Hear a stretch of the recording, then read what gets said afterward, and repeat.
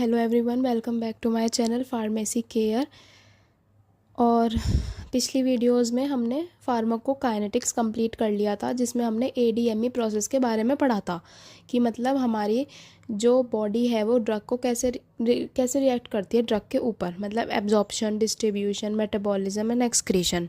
ठीक है, अब इस वीडियो में हम पढ़ेंगे फार्माकोडायनेमिक्स। फार्माकोडायनेमिक्स का क्या मतलब होता है? How drug reacts to the body, कि मतलब ड्रग कैसे बॉडी पे रिएक्ट करती है, ड्रग्स कैसे अपना एक्शन शो करती है। ठीक है, ड्रग क्या चीज़ होती है? ड्रग बेसिकली जो मेडिसिन्स होती हैं उसको हम ड्रग कहते हैं। तो जब हम उसे लेते हैं तो वो कैसे कैसे अपना एक्शन शो करती है, वो कहाँ कहाँ पे एक्शन शो करती है, उस चीज़ के बारे में हम फार्माकोडायनेमिक्स में पढ़ेंगे। So pharmacodynamics, when drug interacts with their target protein. Target proteins होते हैं हमारे रिसेप्टर्स। जब ड्रग हमारे बॉडी में जाके रिसेप्टर्स के साथ बाइंड होती हैं और अपना एक्शन प्रोड्यूस करती हैं, उस प्रोसेस को हम कहते हैं फार्माकोडायनेमिक्स। ठीक है, ये होता है basically how drug produce their action, कैसे ड्रग अपना एक्शन प्रोड्यूस करती हैं।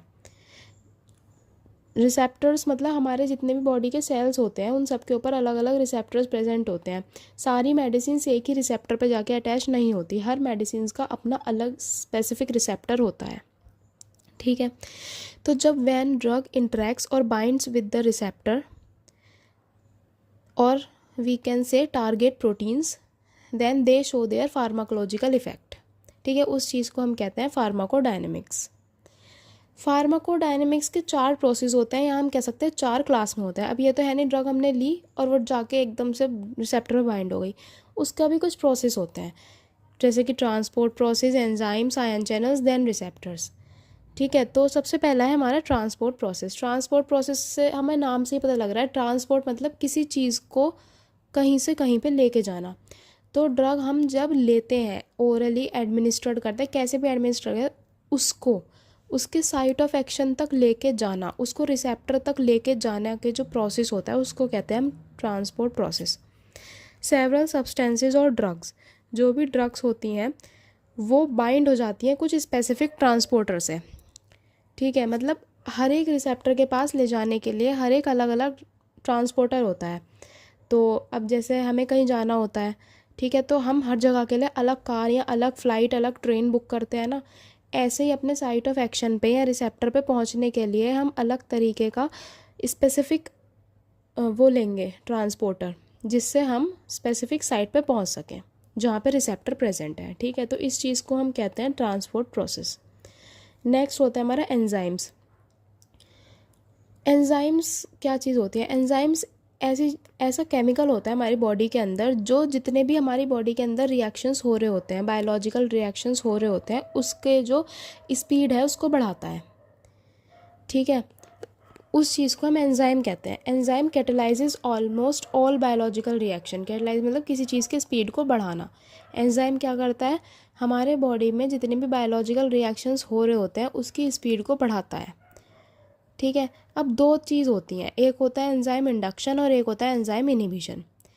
जब ड्रग किसी स्पेसिफिक एंजाइम से बाइंड होती है, ठीक है, और वो उस एंजाइम और वो उस ड्रग की एक्टिविटी को बढ़ा देते हैं, या मतलब उस टाइम पे बायोलॉजिकल एक्शन की एक्टिविटी बढ़ जाती है, तो उसको तो हम कहते हैं एंजाइम इंडक्शन।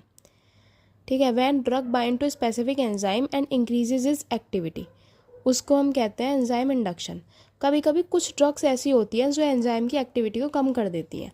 ठीक है, मतलब उसे रिस्ट्रिक्ट कर देती हैं अपना काम परफॉर्म करने से, तो उसे हम कहते हैं enzyme inhibition. When any drug decreases the activity of enzyme is known as enzyme inhibition. Inhibit मतलब रोकना किसी चीज़ को। ठीक है, फिर होता है उसके बाद आयन चैनल्स।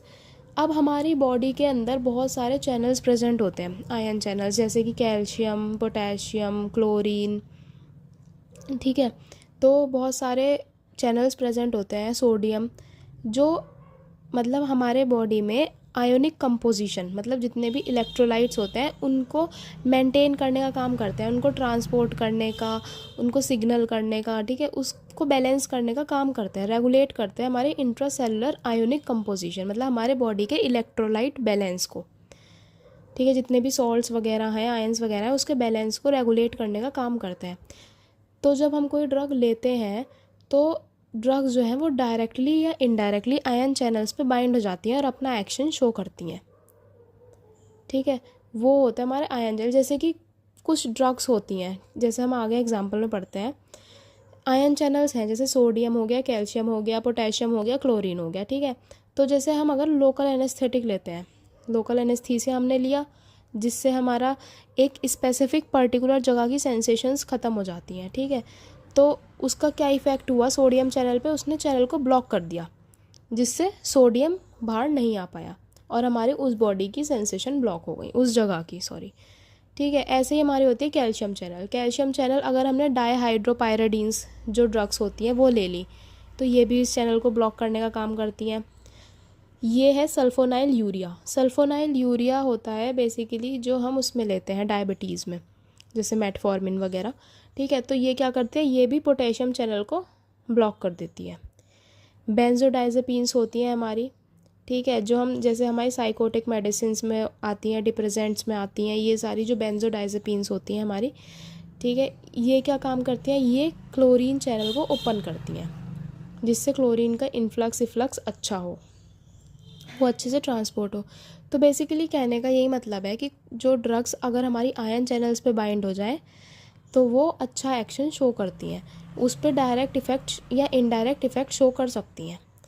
ठीक है, अब मेन आता है हमारा रिसेप्टर्स। रिसेप्टर्स क्या चीज़ होती है, रिसेप्टर्स आर द प्रोटीन, अभी हमने पढ़ा था रिसेप्टर्स प्रोटीन होते हैं या बाइंडिंग साइट्स होती हैं जो प्रेजेंट होती हैं सेल के ऊपर, बॉडी के अंदर जो सेल्स होते हैं उसके ऊपर प्रेजेंट होती हैं, जहाँ पे जाके ड्रग बाइंड होती है और अपना फार्माकोलॉजिकल इफ़ेक्ट शो करती है। ठीक है, उस चीज़ को हम कहते हैं रिसेप्टर्स।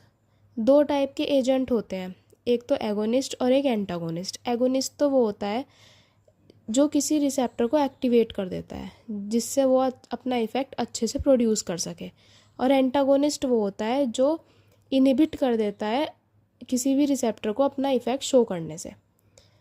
ठीक है, अब हमारे पास बहुत सारे टाइप्स के रिसेप्टर्स होते हैं, जैसे G protein couple receptor, iron protein receptor, enzyme link receptor, JAK STAT receptor, kinase receptor, receptor that regulate transcription factors. बहुत सारे, मैंने कहा ना, हर स्पेसिफिक ड्रग के लिए हर स्पेसिफिक टाइप का रिसेप्टर प्रेजेंट होता है। सबसे इम्पॉर्टेंट इसमें होता है जी प्रोटीन कपल रिसेप्टर। ठीक है, इसकी फुल फॉर्म क्या होती है, इसकी फुल फॉर्म हमारी होती है ग्वानिन न्यूक्लियोटाइड बाइंडिंग प्रोटीन। ठीक है, ये जो हमारा होता है जी प्रोटीन कपल रिसेप्टर, इसे हम 7 ट्रांसमेम्ब्रेन रिसेप्टर भी कहते हैं। ये सेल के सरफेस के ऊपर प्रेजेंट होता है, अल्फा हेलिकल मेम्ब्रेन का बना हुआ होता है, इसमें 3 लूप इंटरसेलुलर होते हैं और 3 लूप एक्स्ट्रा सेलुलर होते हैं। ठीक है, और ये अल्फा बीटा गामा शेप में प्रेजेंट होता है।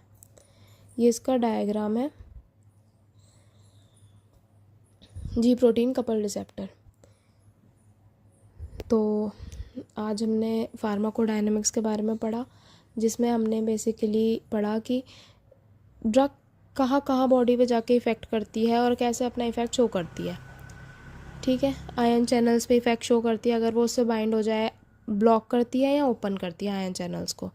ठीक है, रिसेप्टर्स पे बाइंड होके अपना फार्माकोलॉजिकल इफ़ेक्ट शो करती है। वो ट्रांसपोर्ट प्रोसेस में काम आती है, मतलब किसी भी ट्रांसपोर्टर से किसी भी सब्सटेंस से वो कंबाइन होके अपने स्पेसिफिक साइट पे पहुंचती है।